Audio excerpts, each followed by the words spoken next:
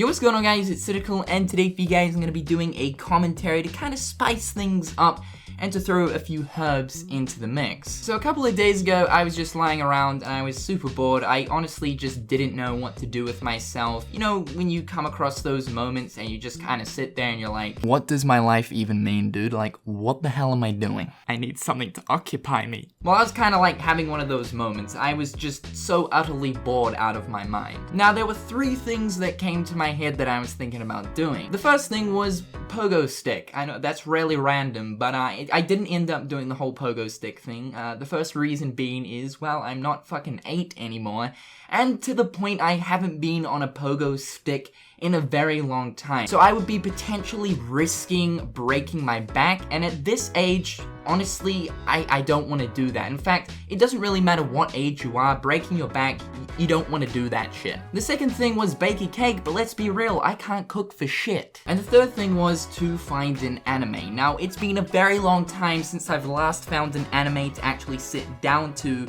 apart from Arrays, which I recently found, but of course, you know, we're still waiting for them episodes to come out, so I had to find another anime to put on top of that one. But prior to Arrays, it had been such a long time since I found an anime to actually get into where I could be very excited at the end of my day to just come home and sit down and just jam out anime for like 6 hours. That's a little bit excessive, but we'll let it slide. Now the thing is, me and anime, we don't really mix all too well. The reason being is, if I end up finding an anime that I'm genuinely interested in, it consumes my soul. This shit will take over my life. It honestly brings me back to the days of when I discovered Hunter x Hunter. RIP my social life. Anyway, so I ended up finding a popular anime that goes by the name of Fairy Tail. If you guys watch anime, then you'll know what Fairy Tail is. It's a pretty decent anime, if I can say so myself. I mean, I'm actually really enjoying it.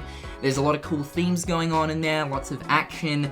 The fights, though, however, one thing that I will complain about, the fight scenes last for about 4 episodes, but to the point, there's a decent amount of action in there and it really grabs your attention. So I got up to like episode 5, 6, 7, or 8 or some shit, and basically I'm not gonna show you the clip of the anime scene itself because I will literally be screwed up the bunghole with copyright, but I will describe and tell you guys what this scene was involving. So these two pretty anime ladies right here end up finding themselves in a sticky situation. Not actually literally, that'd be a little bit worrying. But let's just say they're not in a good situation. There's this guy right here and he's wanting to kill them, and you know, they're stuck in a dungeon and things really aren't looking too good for them because they can't use their powers without having their keys, because apparently their keys is like the key to their power. Yeah, good one, Cynical, you really nailed that one. So they're pretty much screwed for like 2 episodes, and finally after 2 episodes, some random character comes out of freaking nowhere. I shit you not, he just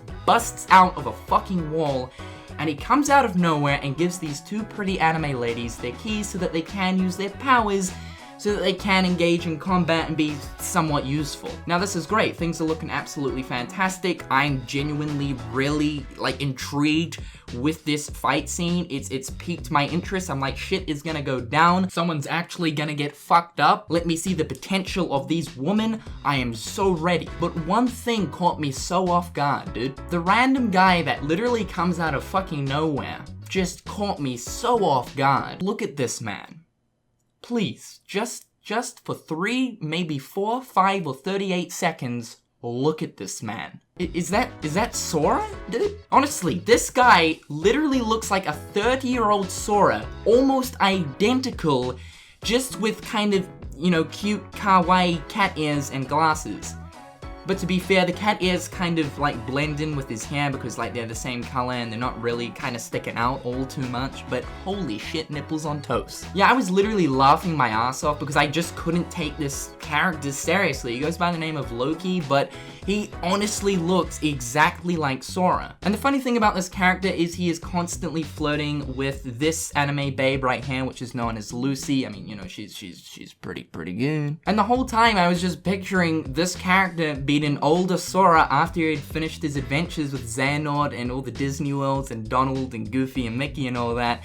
And this is what he was currently doing, like helping out this guild from this fantasy land. And I mean, this character is really flirty. This is a trait that, you know, obviously Sora doesn't have because Kingdom Hearts is a damn Disney game. You ain't gonna find no flirty traits in freaking Kingdom Hearts. So honestly, I was just laughing my ass off the whole entire time. But I don't know, it might just be me. It might just be me that actually sees this. I don't know if this has been brought up in the past from previous fairy tale watches, but holy dragon nipples. Look at the similarities.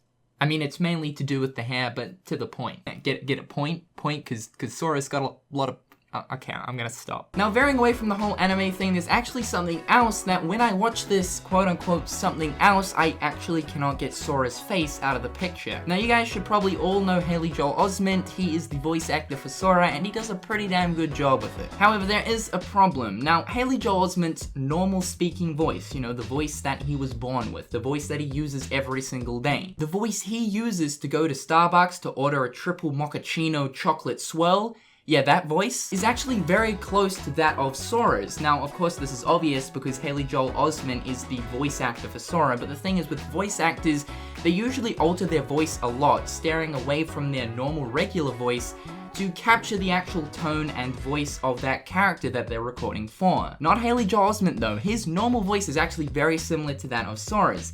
And this can be a problem. The main problem being is that Haley Joel Osment in 2014 ended up starring in a movie called Sex Ed, where he becomes a sexual education teacher. Now, I'm yet to see the movie, but I've seen the trailer and I think that's enough.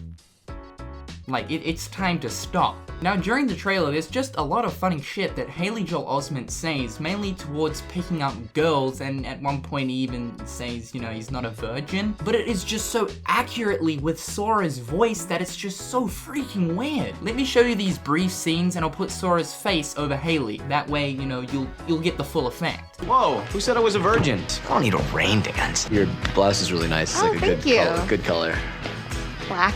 Holy shit, Sora, you're a killer with the ladies. Please teach me your ways, senpai. Anyway, guys, I thought I would make a quirky little video like this today. It's something that's kind of been lingering around in my head, and I kind of wanted to express it with you guys. However, guys, that's all for today, and until next time, I'll catch you dudes later. Peace.